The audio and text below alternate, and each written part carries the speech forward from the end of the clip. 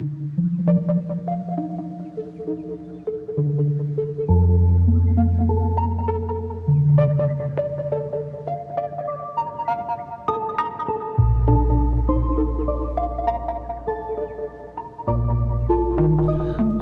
so as a normal fashion of a D-Payne thing, we're starting later than expected, but that's all good. So for everyone that's here, I'm gonna vamp a little bit so that way E-Corp changes her things, but it's all good. Welcome everyone here. Welcome to the Delta Green campaign that I haven't come up with a cool name for yet. Maybe we'll just call it SSD Dice Edition. the second D, Supernatural Dice Detectives. So SDD? Isn't that what the other one was called? Oh, the other one was SSD, wasn't it? Supernatural. What? Yeah, the S always changed because the D was detectives. Oh well, we'll worry about that later for fancy names and all that. But if you guys don't know, Delta Green is a similar game in the same vein of games like Dungeons & Dragons and Pathfinder, except for rolling a d20, which is a 20-sided die.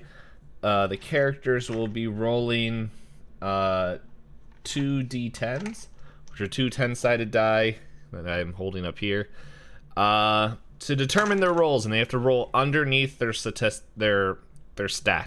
for it to succeed. And as other rules come up, we will explain them.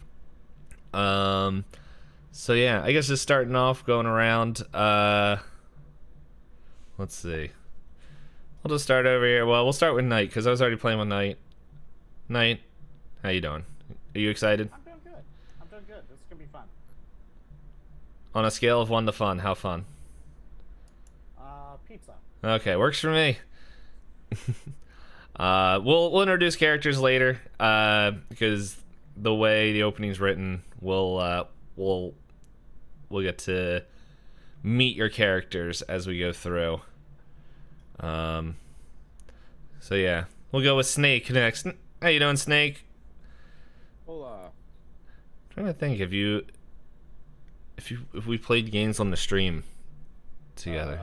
I've joined randomly with Phasmophobia. Yeah, that's right. You Yeah. was on Dead by Daylight with us. When was that? Oh yeah, I did play. That was last. Yeah, it was last Friday. Oh my goodness, that is like my current addiction. T-Payne in your area. We've noticed. Oh yeah, man, I've been playing it nonstop. I bought a skin. But yeah, but the Snake, welcome. By the way, all these guys, well, maybe except for one, stream. So, yeah, I guess at the end we'll shout out channels and all that stuff. But yeah, no, I already introduced you. Snake, it's a good time playing with you. Alright, well, I'm just gonna keep looking at my Zoom screen. I went in a weird order, but we got apparently Dwayne. He's joining us. It was I, Dwayne The Rock Johnson. Broke away from Jumanji 3. Got off the cruise ship. Yeah, Cruise. with Emily Blunt, as she broke away from Edge of Tomorrow 4. Too many movies I don't know. 6 Degrees of Rock. Yeah. Just make fun of Landon for not knowing movies. How about that? No, well, that's a difference. It's okay to not know movies. There's a difference to know movies and hate them for being decent. That's... Yeah. So, hey, I didn't introduce you yet. So, Sir Lemon, or Landon, what do you think about your brother's Terrible's choice in movies? I wonder how he came to be, because half the movies that he hated, my dad and me like. As well, you should. Doesn't make sense. You That's hate what we Star say. Wars.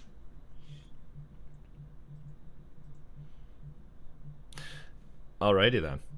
I don't know if there's anything else I was supposed to say. Nah, it's all good. I figure once we get a little bit better, once we play a little bit more games and get comfortable with each other, we'll know what to do in this bantering section.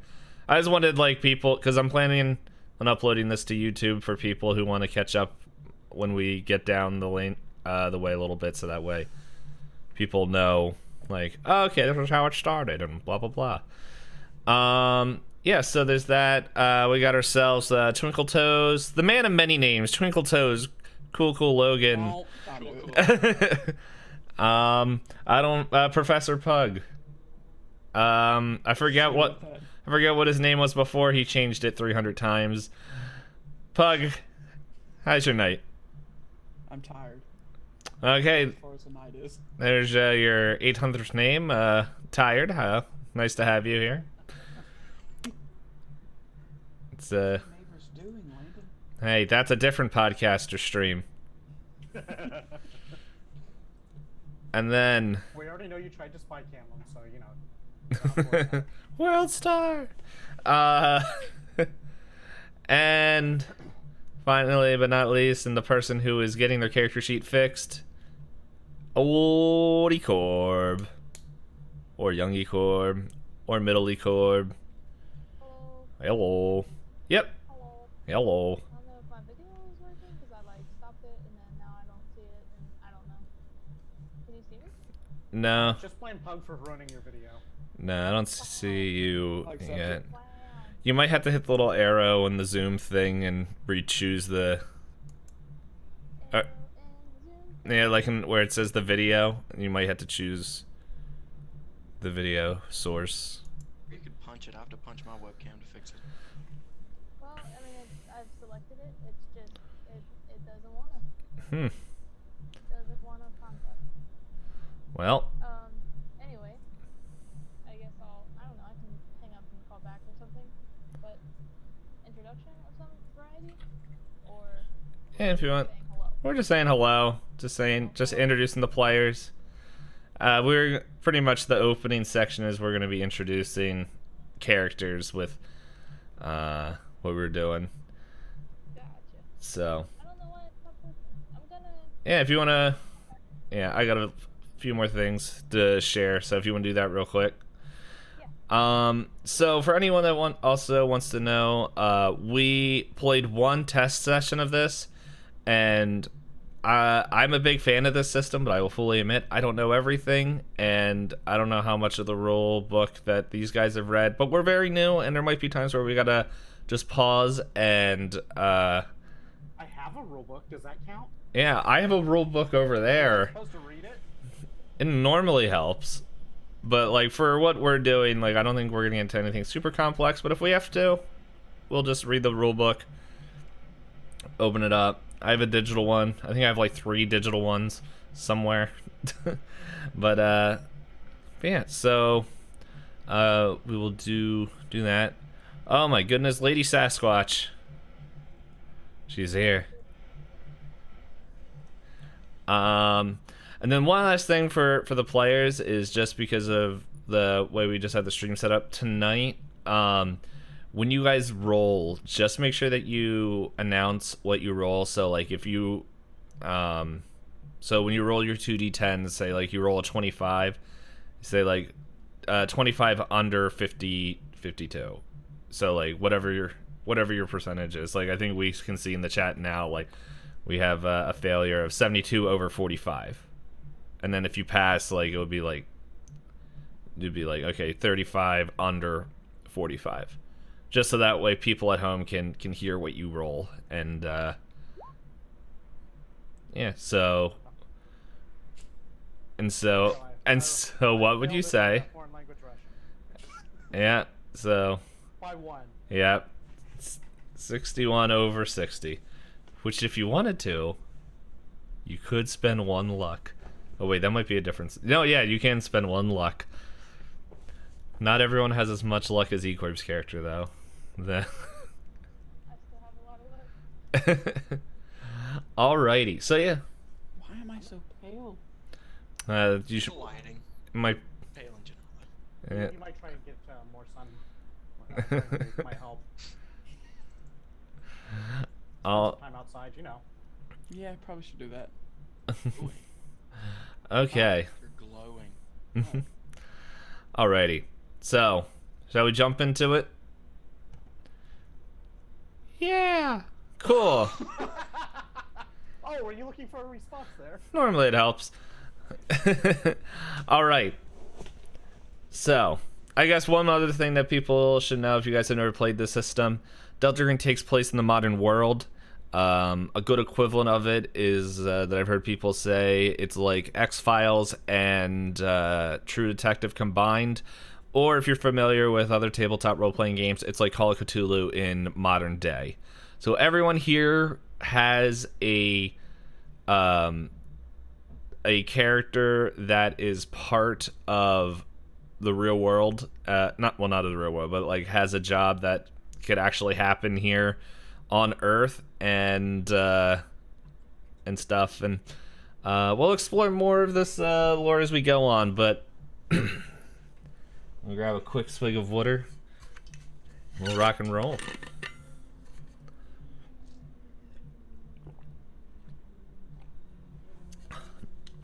Alrighty. Looking someone in the eye when they drink water is a little disturbing. That's okay. Oh, look him in the eye. What do you want me to do? Look at his beard? I don't look at you. I look at the camera.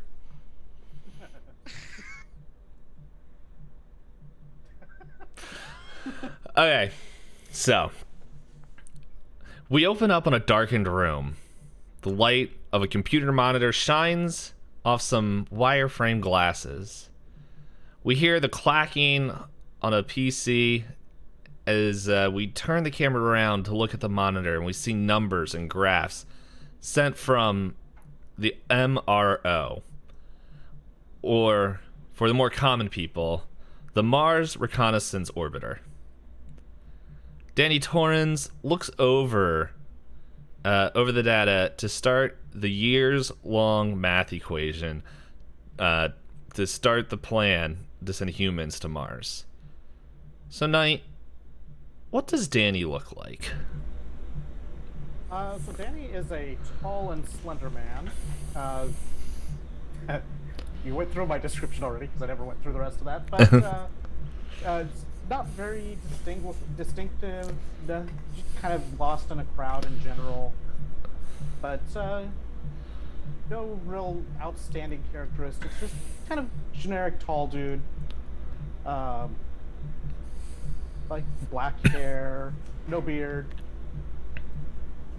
Unlike the mind behind the character. Mm-hmm. I don't know. Just generic dude. Yes, Slenderman. Mm-hmm.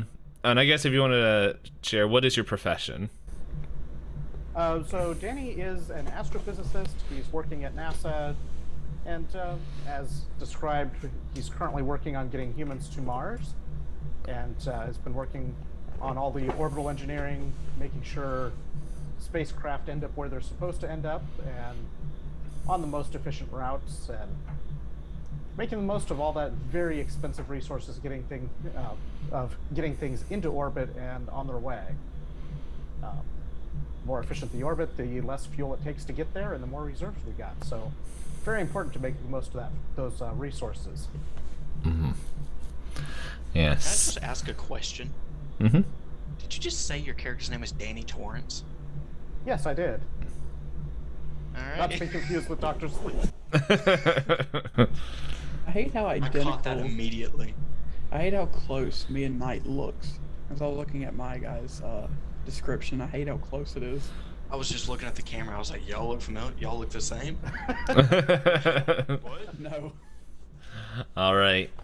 So it's about 3 a.m. in the morning, and no one else is in the office. And this, and Knight, feel free to correct me, but like, does like the quietness of the office like bring like peace and serenity to Danny in the morning, or is there? How does he feel about being up this late? Well, I mean, so Danny doesn't usually like to be up this late, but yeah, he's seen some things in the past that have made it kind of hard to sleep sometimes. So, you know, those nights when he just can't get to sleep, sometimes he'll just go to the office and hang out and, you know, keep checking the numbers, make sure all the things are doing what they're supposed to be doing. It's been a weird past for Danny that has led him to some of the things that happen in his lifetime. But yeah, sometimes it's just the quiet is as good as it gets. Yeah, it's better than nothing. Better than not sleeping at sometimes, or better than sleeping when he can't sleep. Okay. And so we sit there as the camera shifts away from the monitor and away from his face and begins to pull back. And all of a sudden, we hear the phone ring. Danny's office phone rings. Do you decide to pick it up, or what would you like to do with it?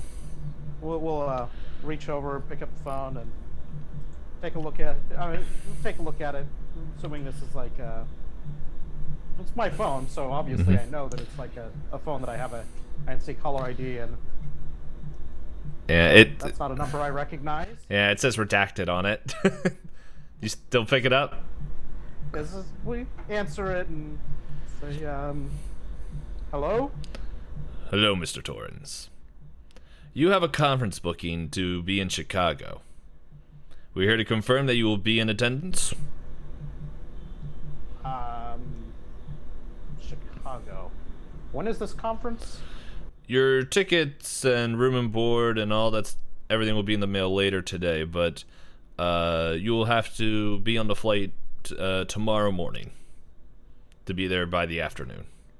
If you do not wish to fly, you can find your own way of transportation, but you must be in Chicago by that time if you are still coming to this conference. Why, yes, I guess I will be attending this conference. Excellent. It will be in your mailbox before you get home. Make sure you get it and review the itinerary of everything. We look forward to seeing you. And I'll see you later. Excellent. And hang up the phone. Hey. And yeah, unless you decide to do something different, you can keep working, or but yeah, well, I guess I make sure that my calendar has this conference added to it retroactively, because I'm used to this sort of thing popping up, and head home to pick up the tickets out of the mailbox. Alrighty. As as you do that, the camera fades to black, and then we hear the rustle and bustle of just people, and it sounds like we hear kind of like a radio station that's playing the top 40 hits of last year, and maybe a few of this year as well.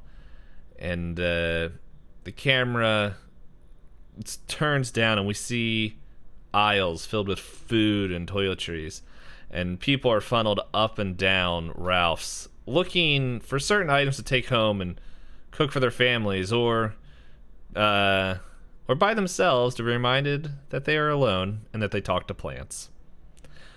And anyway, we follow a young girl as she picks out a few things, puts it in her basket, finally finishing up to decide what she wants. As we follow her along, she walks up to the cashier and up to line 5, where we can see a young man is just checking people out, not in a creepy way, as his job is to make sure that he's scanning barcodes, you freaks.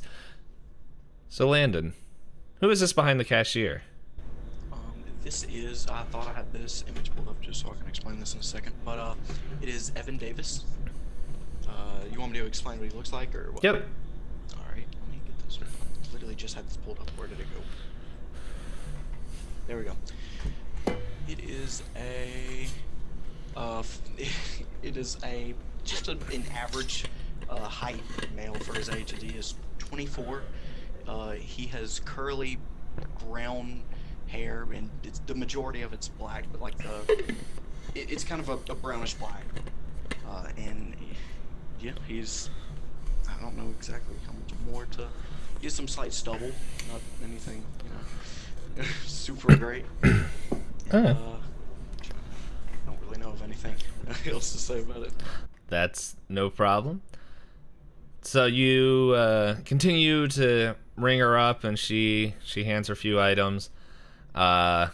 You give her the amount that she's owed, and as she hands you the payment before she grabs her bags and leave, she hands Evan a slip of paper.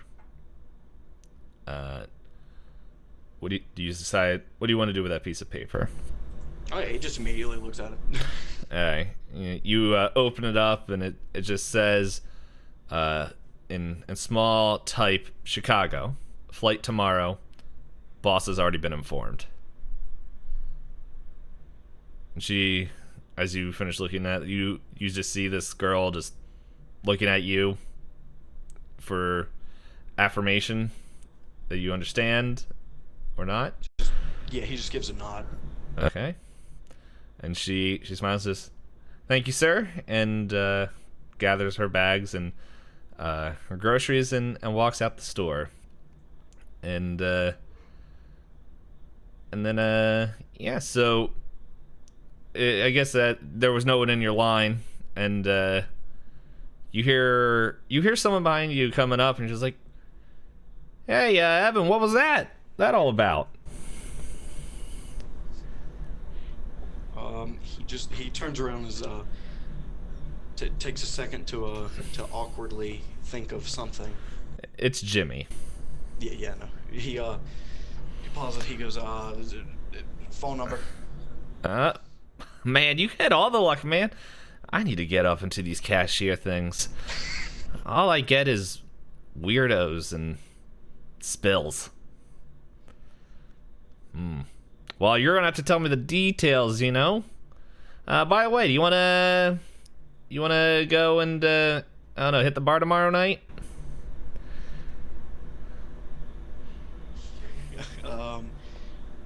Yet again, he takes a moment. I mean, you can kind of tell that he's not great at coming up with immediate what's the word I'm looking for? Excuses. He pauses for a second and he said, I got some stuff I got to do tomorrow. The date. Okay, I got you, man. I got you. Okay, I want to hear about it when you get back. So, alrighty then. Oh, there's the boss man. Sorry, Sarah, I was just talking. And he just runs off yelling that he wasn't slacking off. And unless there's anything else you want to do. Not that I can think of now. Okay, and with that, it's like the camera like floats out of the front windows of Ralph's, and then it begins to become dark, and we come inside another window where we're looking at a table with a group of people just sitting around there nervously looking at the person at the head of the table, and we hear the clatter of plastic hitting the table, and we hear someone roar, "Natural 20!" Snake, who just rolled this nat 20? I can guarantee you it's not me. Good thing. Who was your character? We live in fantasy right now. No one rolls nat 20s. We're gonna meta. Well, it was definitely not Dick Nichols playing his bard, whose name is Jonathan Gold. All right. What does? Oh shoot. Yeah. What does Dick Nichols look like? He's a tall, slim man with a messy head of hair and a scruffy beard, and he's got a little bit of a limp on his left leg. All right. And so, Bill, at the head of the table, announces to Dick to describe his kill. Would you like to do so? You. He was fighting a kobold. He had cast vicious mockery, calling the kobold a little bitch, and dealing 1 point of damage. He died. Hey, all you need is one sometimes. And so, in this joy, as the table gets up and cheers, as this big bad, the Cobalt, named Toothless, what was it? Lemmy Winks. And his vile tyranny on the livestock, mainly just hamsters, of the town of Gittenblob. Oh, someone rolled. We'll ignore that. Dick, in his joy, passes gushers around to the rest of the table as everyone is overjoyed. And then Dick gets a text message. What do you want to do with that? I kind of palm it under the table and read it. The text says, "Flight to Chicago tomorrow. Work has already been informed that you are going to a medical conference." How do you react to this? I start typing and accidentally send a winky face emoji. You get a smiley one back. Oh no, you get a thumbs up. It's I reply back, confirm. Okay, and then you get a message back saying, in your mailbox, in your mail tomorrow, you will receive your tickets and just information for the trip. And as you're doing that, Joe pipes up and asks, "So when can we play next?"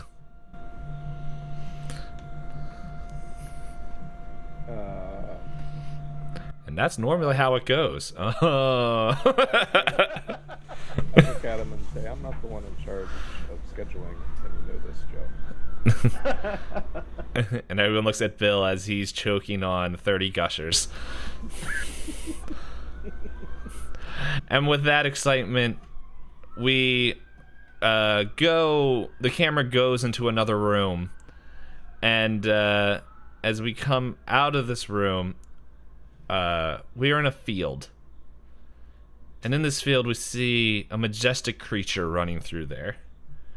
This is a majestic creature that most people look at in amazement and cuteness, as most people find the face of this dog that looks like that it got its face smashed in with a shovel cute. That's right, we see a pug running through the field. And we see the pug rushing after a tennis ball, trips over himself, grabs it, and brings it about halfway before running out of breath and confused, and falls into the middle of the field, exhausted. As we hear a man yell, "Greg! It's a pug." Who is this man? And Pug, you don't look like you got your face smashed in with a shovel. Just dogs. Just the dog does. This is Joseph Brown. Not our cousin Joseph. I didn't put that Joseph together Brown. in the character. He's got long black hair, tan glasses. He's got a very clean shaved face, and he's looking on Sean Connery.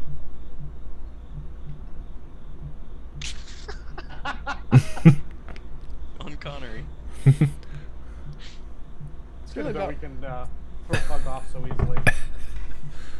that's really all there is about to know. I don't want to say his name anymore because of Landon. Just got to say it like Sean Connery. Joseph Brown.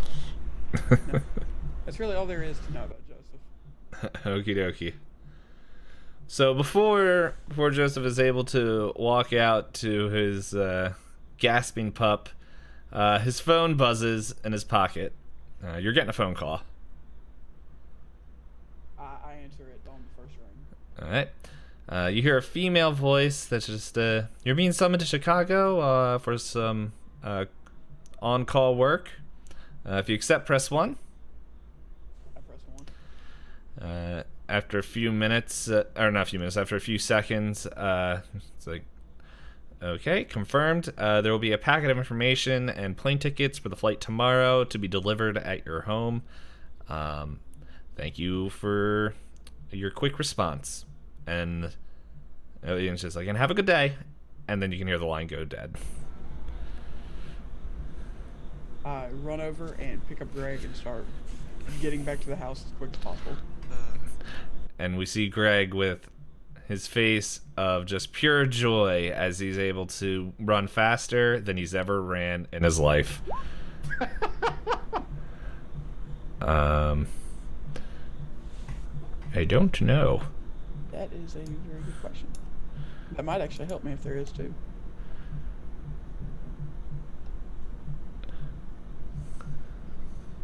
Let's see. I do Someone not be the see pro. such things. It's all good. I am not seeing such things. Yeah. Alright, so if we have any Roll20 experts in the chat, if anyone, Wait, what are we doing? Looking at Google, it says that there is no dark mode. but yeah, it's just a browser extension, so no. Oh yeah, dark mode does not exist. Yeah. Sorry, Corbs. I see. I just had to ask. No, no problem. There, it has been darkened. Ecorb, you might be able to find a browser extension. I don't know what you did, but I can delete it. I know Put it. up I know. rectangle. I know what you did. The fun thing is that no one can see this. My notes. All right. And so, this camera, as a camera that we're observing all these humans with their lives running around. It pulls back, and we go like a tree. Like it's like we're pulling back through the leaves of the tree, and then we're behind a window in another room. And as we turn, we see that a long cat slinks its way around across a couch and leans forward in the form of a hunter and pounces right into the shin of a woman. Ecorb, who is this woman? I could introduce the woman, or I could introduce the cat. Oh man, I think you'll be able to introduce the cat after you introduce the woman. All right. So this woman would be Ch1. She is a thug of sorts. She is short, fairly short, and kind of scrawny, but also like sort of buff. She has blonde hair, and she's got like a bob. She's rocking a bob, a short bob. And the cat's name is Puss Puss, and he's seen some shit. It's got an eye patch. Smokes a cigar. Maybe. You can't believe the things that I've seen. So yeah, as Guy sits there, her phone rings. And what do you decide to do with that information? Well, she looks at it, lets out a long sigh, and then answers. And it's your boss from WTF's R Us. Hey, Guy, I'm just wondering if it's, it's possible. We're short-staffed. I know tomorrow's normally your day off, but, I need you to come in tomorrow. What is so important that I need to come in? What's in a name? Kate Landon. You heard her. Yeah, she apparently got a gold wedding or grandma dead. I don't know, but she can't come in. And I need you to come in. Can you? No, I can't. Come on. We can pay you. We can pay you. And then as she's kind of droning on, you hear a knock at the door. And, Go ahead, sorry. Well, do you go up to it, or? So, yes, I'm gonna hang up on WTFs are us woman because, like, I haven't actually gone to work there in years, and they know this. Like, at one time I did, and I just said fuck that place, and never went back. That's why they like you. That's why they like you. And just like, oh man, she used the trademark company name in her. She is management material. I tell you what. And so you hang out. And while you're walking over, you see that some mail has been slid underneath the door, like a manila envelope. And as you're walking up to it, you can see that Puss Puss is keen on getting that before you. Awesome. So it's a race for the mail, apparently, and in our efforts to get to the envelope on the floor, somehow Puss Puss makes me fall flat on my face. And oh, go ahead. I managed to grab the envelope. Yeah. And Puss Puss maybe in shock of the bringer of food is now on the floor, is in shock and runs underneath the couch and starts hissing at the phone as it begins to ring again. But yeah. Yep, so what do you decide to do with this manila folder?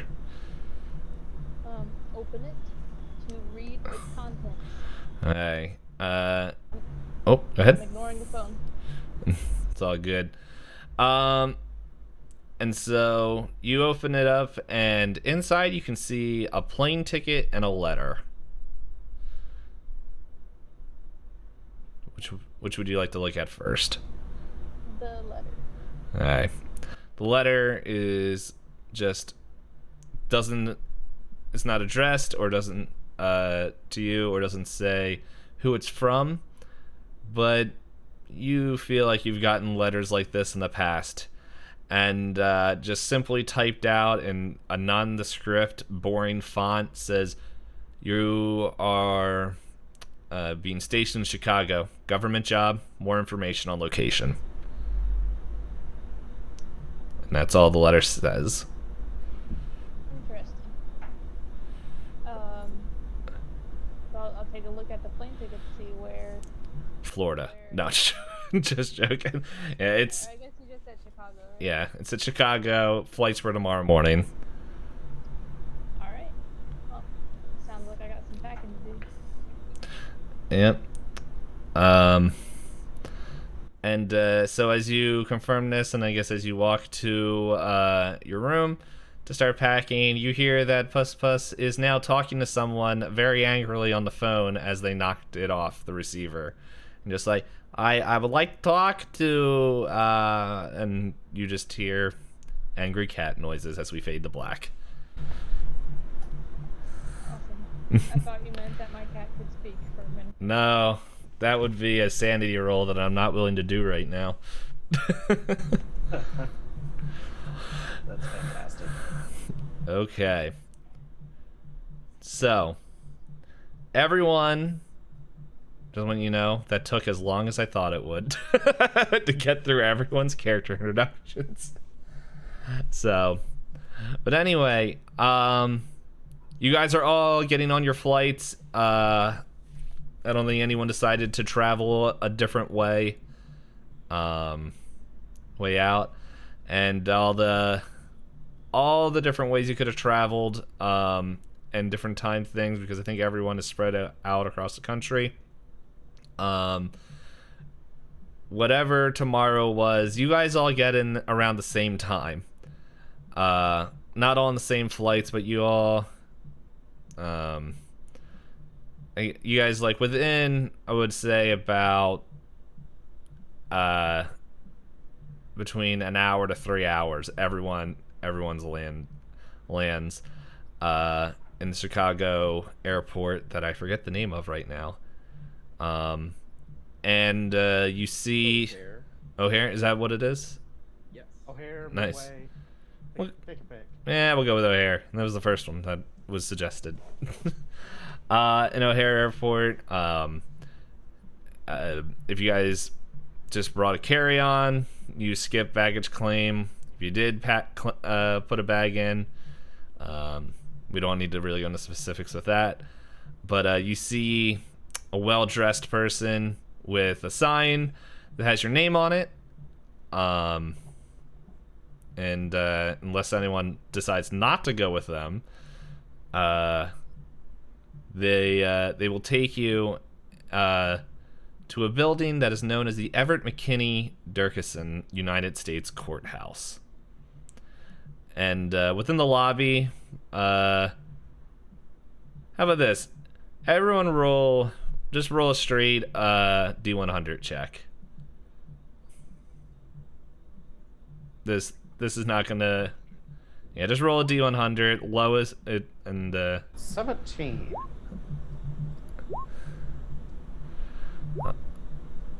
Okay. So this was just to find out in what order you guys arrived. So, Danny, you come in first, and you're just sitting there at the. Excuse me, at the. They bring you and you're just sitting in the lobby of there, and then within the next 20-30 minutes, you see Guy roll in. Or G. Okay, am I saying the name right? G? G. Being brought in. And yeah,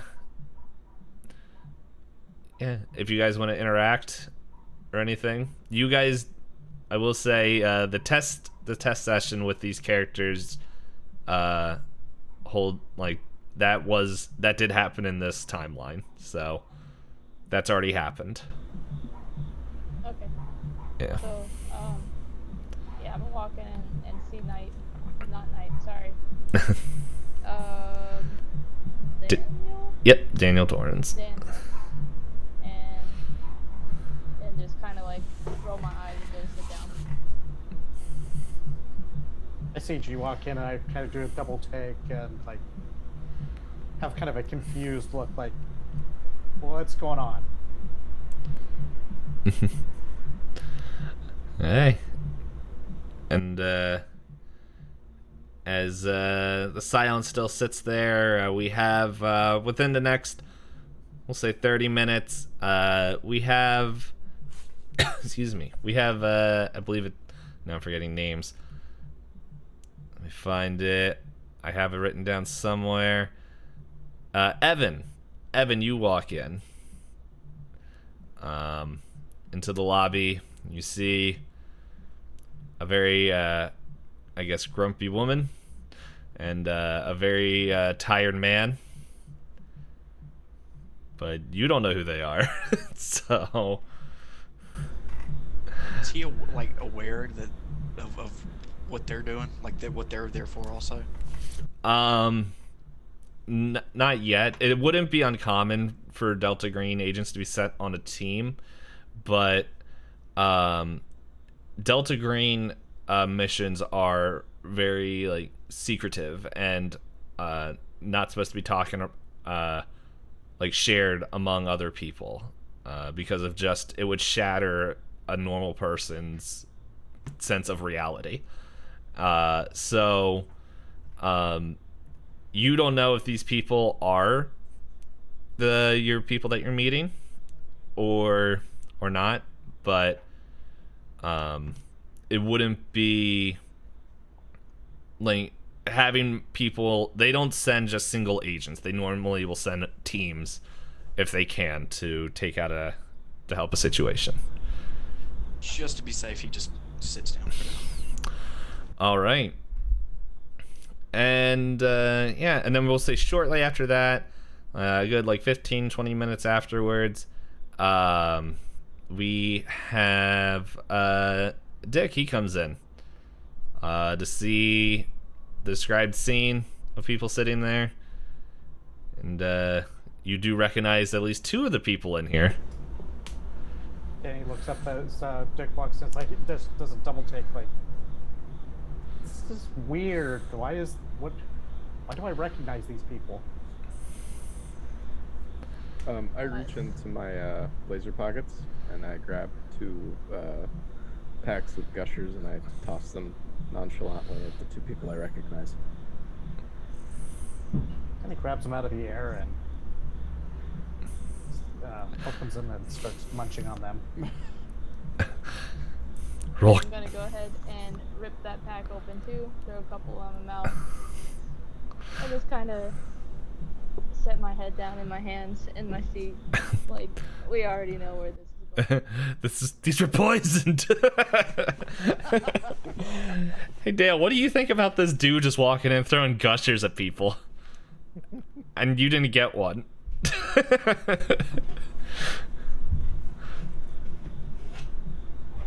Well, he's Evan? Oh, Evan? Wrong person. I was like, huh? Yeah, sorry. Dale's Silence. I had no clue where we were. That's all good. You guys have like 32 names because I told you to make side characters. Evan, what you think about what I just asked? He looks around for a second and is just thinking about, like, where's my gushers? Yeah, of course he doesn't say anything because he ain't gonna demand gushers, but you know. Like some gushers. Is it obvious that he's jealous? He's looking around with just some very intense. Normally you'd think he'd be confused looking at the people, but he is very obviously staring at the gushers themselves. In my other pocket, I grab a single fruit roll up and toss it to him. Yeah, he gets it and opens it and eat it, which is a little odd because this is fruit roll-up from a stranger, but you know, it's a fruit roll-up, so why not? You know what they say about fruit roll-ups? They're the Disappointed. they're the skinny gushers of the gummy community. All right, and then finally, at a whopping 3 hours later, because his flight magically ran out of fuel, we have good old, was I try to find names? It's not Greg. Is it the one I said earlier? Joseph. Oh, there it is. It's written right there. Joseph saunters in, and you see 3 people you recognize. When I come in, I kind of, my eyes get big because I notice everyone. And, the first thing I do is I reach for my bag and I just throw a huge box of gushers towards Dick, and I say, I told you I was going to pay you back for that bag. Okay, hold on. This demands a question right now. Do you just travel with a box of gushers in case... Ever since Dick gave him gushers, he hasn't been able to put them down. How many do you think That I is have? his... Well, no, with you, it makes sense because it's written into your character. Puck is just saying that Joseph just walks around wherever he travels with a box of gushers. And It was a payback fee. I think I But- gave him a pack. here's the thing. He didn't know you were going to be on this mission. That's what I'm getting to. It is now a traveling snack with him. So is it an open box? It's a... Is it an open box? You're not hungry? So as they all just trail out in the air as they fly across the room.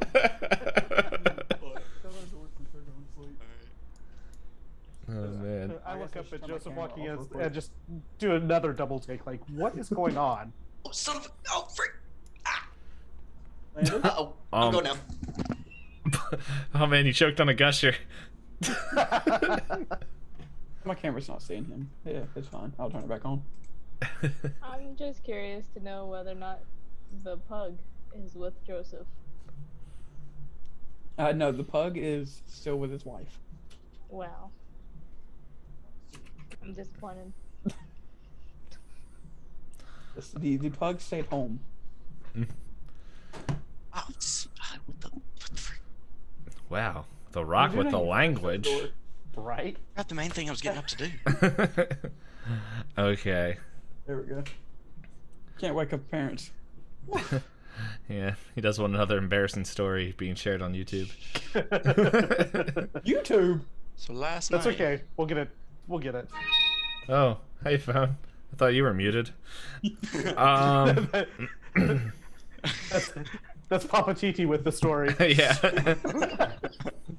So, you guys are all sitting there. 4/5 of you dumb shocked of who is in this room, and one that is just in shock of just why random people are sharing just fruit snacks filled with juice with each other. But after a while, like it would be about like 5 minutes. This man comes up and just okay, everyone's here. If you would follow me, men and lady, we have a room set for you in the back. And he just turns and he starts leading his way down multiple different hallways, past many rooms, and you guys enter this room, and he's like, yep, someone will be here to inform you with what is going on quite shortly. And this room that you're in is a long, like, kind of conference room with a long table and kind of the not expensive but sort of nice cloth seats, just to, like, not enough to break a budget, but they look nice enough to they look nice enough to look good in a picture if need be. And if the man nods and leaves, and a few minutes pass, and the door opens again, and you guys are met with a woman in a navy blue suit, black hair that is tied back, and she looks and is like, all right, let's make this quick because we have to move fast. I'm your guys' handler. My name's Miss Taylor. I'm going to go through just this information real quick. You guys have any questions? I'll answer them, and we'll go from there. All right. So there's a drug that is being spread on the streets of Chicago called Reverb. It first surfaced back in Chicago in the 1990s, and it was quite bad. Reverb was pretty much, it was at that time just a normal drug that people would get high on and everything. And the thing is, back then, street gangs of named Taiko were the ones who distributed it. However, back in the mafia crackdowns here in Chicago around the 2000s, they were taken down and Reverb was taken off the streets. Real quick for players and anyone that is wondering, it is 2006 right now. Not 2000. I think it's 2006 now. Did I write that down? It is now. Yeah. There is a timeline. We are going through a little bit of a thing, so I'm just. My character's very, very young then. From what I It's okay, told, it was it's- 2016. It's okay. Time is magic. It could be 2016. You're always the right age. Yeah. Yeah, it's 2016. Yep, I said the wrong date. I was like, 2006 doesn't sound right. So my character's 14. Yeah, so it's because I'm like, I told you guys a date. But yes, it is May 2016 right now. So yeah, it's been about between 14 to 16 years, depending on when the crackdowns and when they were taken down. So right now, Reverb has resurfaced. And that's the thing, people are taking it and they are getting high. However, we've been getting reports that it's not just a natural a natural outcome from taking this drug of getting high, but also it is exposing them to unnatural forces, which I don't think I need to explain to everybody here that we want to limit that. So here's your guys' mission. I need you guys to confirm the effects of reverb, that they are unnatural. If it's just a normal drug, we don't care about it. If you find out that there's nothing that would link it to anything supernatural, just make up a random story, cover it, and get out. That's not what we're here for. However, if you do find out that there are unnatural sources, or while you're trying to find out what is going on with it, we need you guys to find the source and cut off the supply. So there will be a few people that you'll be able to meet. You guys are going to be working under an FBI agent named Rebecca Steele. All right, you guys are going to be meeting her shortly after. And here's the thing: she's FBI, but she is not Delta Green. Okay. She is not part of the project. So you guys cannot let her know what is happening. So we got to keep her out of the loop and make sure that she doesn't dig too deep. And if need be, you need to feed her a story to get her off this case that will satisfy her at least long enough. Yeah, so she's on the lower floor right now. And as I said, you'll be joining your task force, her task force. By the way, you guys, this is a normal procedure. You guys will need fake identities, so that way they don't track you. And she hands you an ID. So I thought this would be fun. So we'll go in the same order of what you guys showed up as. What's your fake name on your ID, Daniel?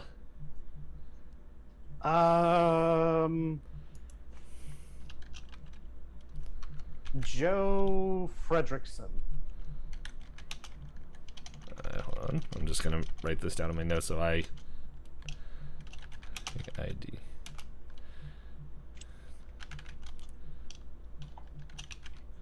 Daniel Joe Fredrickson. All right. Next was G.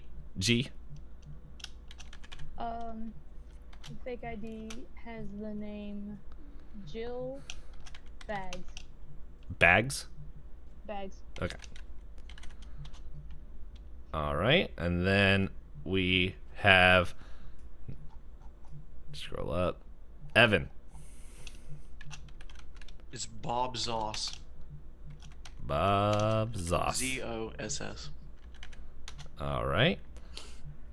No questions asked. And then we have, man, so much scrolling up and down. Dick, what is your cover name, your fake ID say? David Hayter.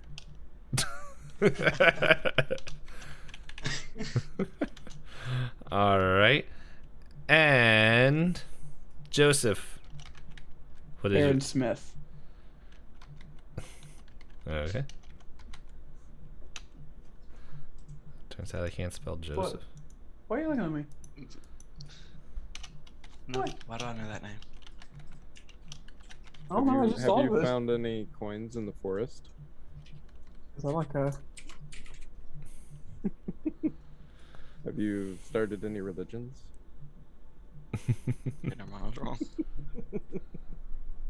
What is that name familiar from, Landon? It's a I don't know. rugby player in New Zealand. I'm just mainly noting David Hayter. So,